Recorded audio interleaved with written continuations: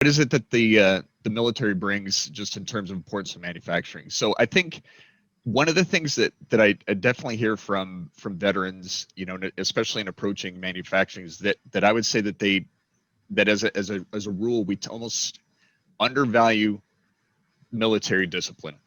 And so what do I mean by that? If you look at manufacturing, a large part of that is, doing things well day after day after day.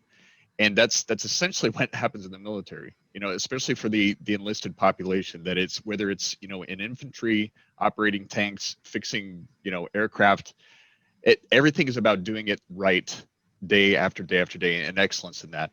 And honestly, for manufacturers, it's exactly the same thing. So maybe it's not fixing tanks, but, compressors or pumps, or maybe it's not operating heavy equipment, but operating, a chemical plant. And that for me is one of those compelling reasons why we should be, aggressively hiring military veterans, because it's all about it, whether it's military discipline or operating discipline. That is one of the most compelling value propositions for veterans.